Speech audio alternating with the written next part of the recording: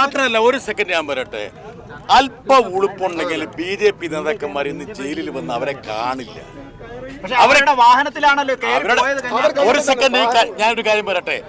ഒന്ന്, നമ്മുടെ സഹോദരിമാരാണ്, ഒരു ദുരന്തത്തിൽപ്പെട്ടു. അവർ ഇറങ്ങി വരുമ്പോൾ അവരെ വേണം ഞങ്ങൾക്ക് ഞങ്ങളുടെ വാഹനത്തിൽ പിടിച്ചു കയറ്റാം, അല്ലെങ്കിൽ ഏതെങ്കിലും വാഹനത്തിൽ കയറ്റാം. ഞങ്ങൾ അതിലൊന്നുമില്ല.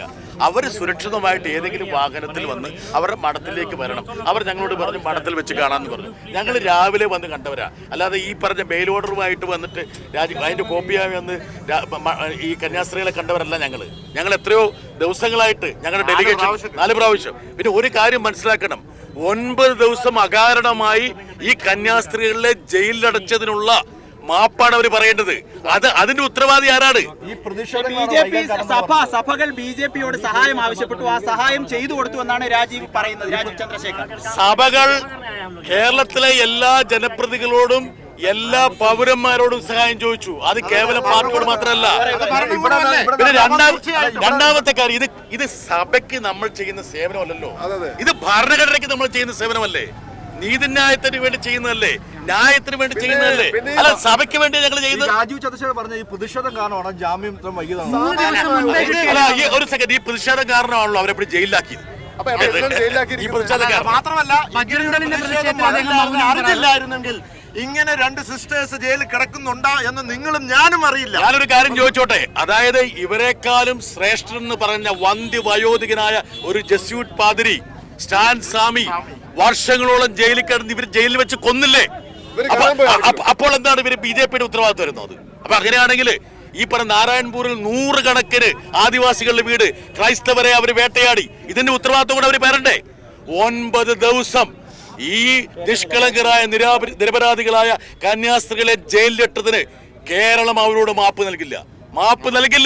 ഇന്ത്യ മാപ്പ് നൽകില്ല. ഭരണഘടനയിൽ വിശ്വസിക്കുന്ന ഒരാൾ പോലും BJPക്ക് മാപ്പ് നൽകില്ല.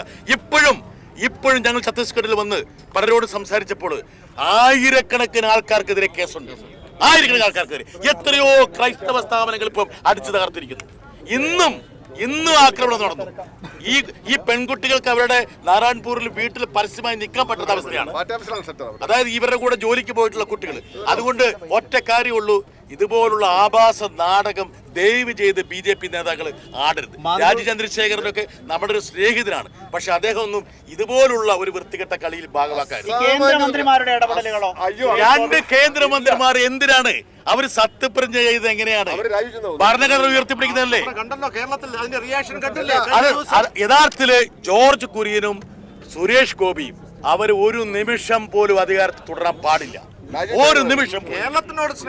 കേരളത്തിനോടല്ല, ഭരണഘടനയോട് സ്നേഹമുണ്ടെങ്കിൽ കത്തോലിക്ക സഭയുടെ പേര് പറഞ്ഞ് ക്രൈസ്തവ നാമം ഉപയോഗിച്ച് മന്ത്രിയായാലാണ് ജോർജ് കുര്യൻ.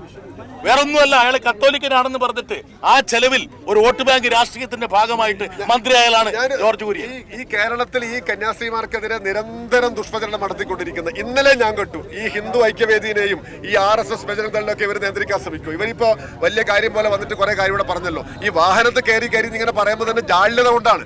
കാരണം ഈ സഹോദരിമാരെ സംബന്ധിച്ചിടത്തോളം ഞങ്ങൾ പറഞ്ഞു, ഞങ്ങൾക്ക് ഒരു രാഷ്ട്രീയവും വരുന്നതിനകത്തില്ല, അവർ മോചിപ്പിക്കപ്പെടുകയെന്ന് മാത്രമേ ഉള്ളൂ. ഇതിനകത്ത് രാഷ്ട്രീയം കണ്ട് ദുഷ്ടലാക്കോടുകൂടി വന്നിരിക്കുന്നത് ഇവർ മാത്രമാണ്. ഞങ്ങൾക്ക് അങ്ങനെ യാതൊരു തരത്തിലുള്ള കാര്യങ്ങൾ ഉണ്ടായിരുന്നില്ല.